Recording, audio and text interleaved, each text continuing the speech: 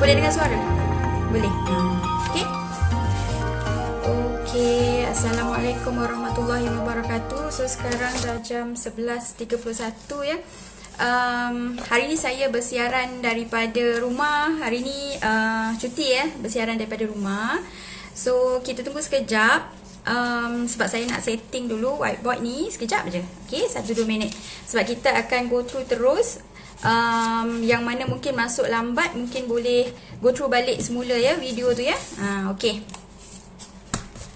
Okay, so saya akan setting saya punya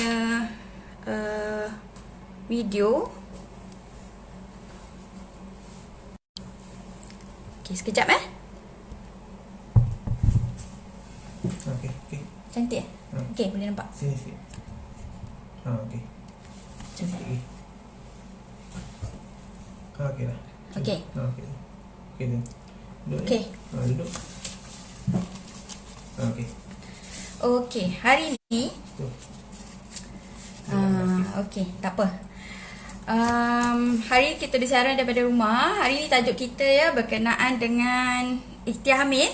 Hari ni tak apa. Saya bercakap, whiteboard saya dekat belakang. So nanti kita akan start ya. Okay, suara boleh dengar ya semua ya. Okay, alright. So sekarang ni macam ni. Hari ni saya akan jadi cikgu sekejap ya. Kita akan fokus beberapa perkara berkenaan dengan ikhtiar hamil. So inilah saya dah bawakan whiteboard. Ni suami saya dah, orang kata apa? Nak test lah macam mana kita nak jadi cikgu hari ni. Okay. So kalau kata contoh hari ni kita akan fokus bab ikhtiar hamil. Okey, antara tajuk-tajuk ya yang kita akan fokus hari ni, saya takkan sentuh semua bab sebab kesuburan ni tajuk dia sangat luas, termasuklah sampai peringkat IUI, peringkat IVF. Tapi kita akan sentuh bab-bab basic yang mungkin kita boleh bantu di bahagian klinik ya. Bahagian klinik. Okey. So, apa yang kita nak fokus tajuk hari ni ialah apa yang kita buat di peringkat klinik. Lepas tu kita nak tengok apa faktor yang mempengaruhi ketidaksuburan, dan juga kita nak tengok apakah ujian-ujian yang mungkin akan dijalankan untuk kes-kes ketidaksuburan, dan juga kalau ada rawatan, dan kalau sempat saya akan sentuh sikit bab pemakanan ya. Okey, kalau kata contoh, soalan yang selalu saya dapat ya, berapa lama bila kita lepas kahwin, berapa lama nak tunggu jumpa doktor? Sebabnya ada setengah orang dia tunggu lepas kahwin sampai setahun, 2 tahun, 3 tahun, ada yang 5 tahun tak pernah berjumpa doktor pun. Sebab benda ni kalau kata kita delay, orang kata apa? Lambat untuk dapatkan rawatan. Okey, sayanglah masa tu emas okey. So soalan yang pertama, bila kita perlu dapatkan konsultasi yang pertama tentang bab ketidaksuburan. Okey, saya bagi dua ya, 2 poin yang anda semua kena ingat, iaitu faktor umur. Okey, saya akan bagi cut point umur tu 35 tahun. Okey, bagi siapa-siapa yang dah bagi siapa-siapa yang berkahwin dan umurnya bawah 35 tahun, sebenarnya kita boleh tunggu sampai setahun. Katalah kita dah kahwin setahun, tak ada tanda-tanda pregnancy, dan yes, kita perlu dapatkan konsultasi dan nasihat daripada doktor. Okey, bagaimana pula dengan orang yang umur 35 tahun dan ke atas? Okey, mereka ni saya tak galakkan untuk tunggu sebab kalau kata contoh, kalau kata contoh lebih 35 tahun, lepas kahwin 6 bulan saja kita bagi masa. Lepas 6 bulan kalau tak ada tanda lekat, cepat-cepatlah berjumpa dengan doktor. Sebab by time bila umur kita makin meningkat, so possibility dengan masalah hormonnya, masalah medical problem, maksudnya dari segi ketidaksuburan tu mungkin agak susah sikit lah. Mungkin kalau kata dia perlukan rawatan, dia perlu dosing yang lebih tinggi. Jadi kena cepat, tak boleh tunggu lebih daripada 6 bulan. Okay? So, kalau kata contoh untuk dapatkan konsultasi kesuburan, Yang first kali kenalah datang secara berpasangan. Sebab saya pernah dapat kes isteri sahaja yang datang. So benda ni macam orang kata apa? Kena datang dua-dua. Sebab sekarang ni masalah dia bukan kita bukan tuding jari isteri sahaja yang masalah, mungkin juga suami atau mungkin kedua-duanya, atau sebenarnya dua-dua tak ada masalah. Tak ada masalah, tapi cara nak tentukan waktu ovulasi tu mungkin tak kena. Sebab itulah kita kena berjumpa dengan doktor, dapatkan konsultasi awal. Okey. So kita yang first kali ya, sebab bila kita sebut pasal ketidaksuburan, kita kena tukar kita punya mindset dulu. Sebab ada banyak pasangan sebenarnya yang takut nak berjumpa dengan doktor. Sebab apa? Dia ada few point yang dia rasa dia risau nak jumpa doktor. Nombor satu, pasal costing. Sebab dia rasa bila kesuburan ni, bila jumpa doktor, mungkin kena bayar mahal. Satu lagi, bila datang nak pergi jumpa doktor jadi takut. Nanti bila first time jumpa doktor, dia kata, doktor sakit ke? Nak kena terus buat prosedur ini.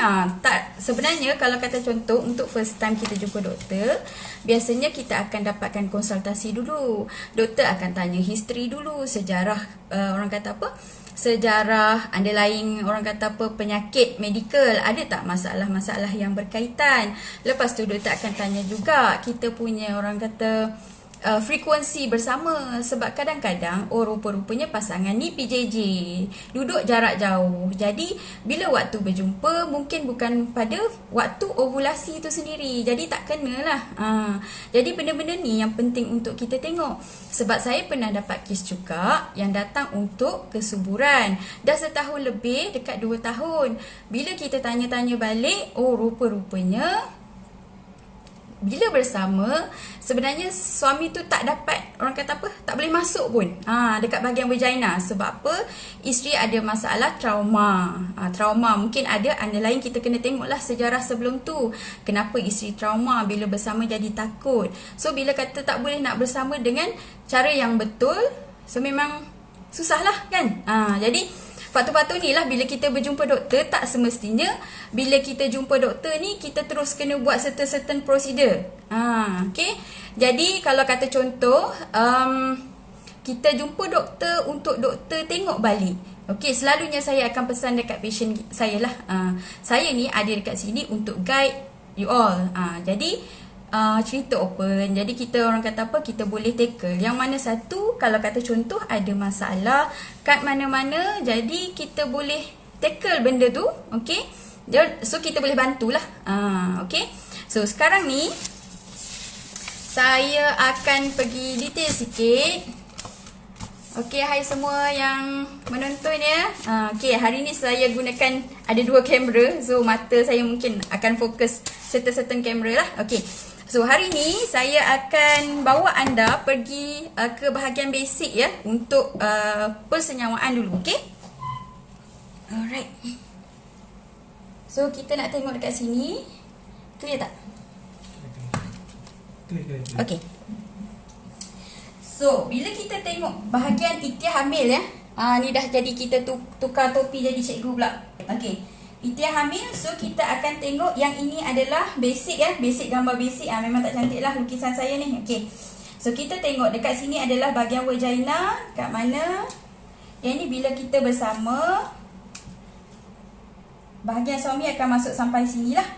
Okay. So yang ini cervix, pangkal rahim kita, rahim, tube fallopian dan juga ovari kiri dan kanan ya. Okay. So basicnya ialah, okey, yang first kali bila kita bersama, sebab saya akan terangkan yang normal dulu, okey. Lepas tu baru saya akan explain kat mana masalah yang mungkin berkaitan dengan ketaksuburan. Okey. So, yang first kali bila sperm masuk ke dalam kita punya bahagian rahim, okey. So, dia akan berenang sampai dekat fallopian tube. Okey, bila kita ada ovulasi, okey, katalah ovulasi berlaku, so ovum ni dia akan pecah. Okey. So berjumpalah sperm dan juga ovum dekat somewhere dekat sinilah, somewhere dekat tube fallopian okey, boleh dapat okey. So yang ini yang basic normalnya. So bila ada persenyawaan, gumpalan daging tu nanti dia akan bergerak So dia akan menempel lah dekat kita punya dinding rahim. So jadilah seketul daging janin lah kat sini. So dia akan lekat kat sini. Okey. Tapi yang ini basic dia ya. Okey, so sekarang ni saya akan explain sikit secara basic apa masalah yang selalu berkaitan dengan ketidaksuburan. Okey. Contoh.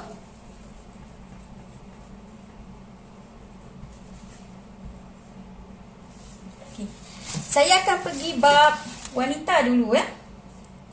Okey. Nombor 1, selalunya ia berkaitan dengan masalah hormon. Okey. Ni termasuklah bahagian period yang tak stabil. Okey. Lepas tu mungkin masalah imbalance hormon yang tak balance ya. So nanti yang ini saya akan pergi deep lagi untuk kita bantu kira waktu subuh. Okey, ni masalah hormon. Okey. Apa berkaitan dengan masalah hormon ni ya? Sebab katalah kita ada hormon yang tak balance ya. Contoh hormon yang tak balance jadi menyebabkan period kita tak teratur, susah kita nak kira waktu subuh. Jadi bila bersama ni tak tepatlah waktu ovulasi. Itu yang pertama. Okey. Yang kedua, okey, contoh pernah dengar kan PCOS? PCOS. Polycystic Ovarian Syndrome. Okey, apa PCOS ni? Secara basicnya PCOS ni, kita punya ovari ni dia ada banyak telur tapi telur dia tak matang. Okey. Telur tak matang ni maksudnya mana kata bila kita orang kata kita punya cycle tu tak ada telur, tak ada ovum yang keluar sebab ovulasi tu tak berlaku. Jadi PCOS ni pula dia sama juga, dia berkait rapat dengan masalah hormon yang tak stabil dan juga berkait rapat dengan orang yang mengalami masalah obesity. Okey. So kalau kata kita tengok yang obes apa semua, sebab tu bila kita datang, patient datang untuk konsultasi, scan ni penting ya, sebab kita nak tengok struktur rahim, nak kena tengok ada tak masalah di bahagian struktur, ada tak berkaitan dengan PCOS, kita boleh nampak melalui scan ya. Okey. Lepas tu yang kemudian kita nak tengok ada tak masalah struktur lain di bahagian rahim yang menyebabkan masalah ketaksuburan. Contoh, ini medical term fibroid dan juga mungkin endometriosis. Okey, fibroid contohnya. Kalau dekat struktur kita punya peranakan ya, contoh, kalau kita buat scan, oh tiba-tiba depan ni sebenarnya ada fibroid besar sini. Mungkin kat sini ke? Okey. Mungkin kat sini. Ya, fibroid kita. Fibroid ni dia sejenis ketumbuhan lah, tapi dia bukan kanser ya. Untuk yang belum pernah dengar. Okey. Jadi bila masalah struktur macam ni, kita nak tengok ada tak masalah fibroid yang menyebabkan sukar untuk sperma ni masuk sampai ke fallopian tube. Okey. Lepas tu kita tengok sekali bahagian endometriosis. Okey, endometriosis ni apa benda? Okey. Endometriosis ni selalunya patient dia ada masalah senggugut tau. Masalah senggugut waktu period. Okey. Apa maksud endometriosis ni? Selalunya secara normal ya, kalau kata kita period, darah period kita akan turun ikut bawah. Betul kan? Okey, keluar ikut bawah. Tapi untuk orang yang ada endometriosis ni, darah period dia tak semua keluar ke bawah. Ada yang akan patah balik tau. Okey. Katalah sini dia punya darah.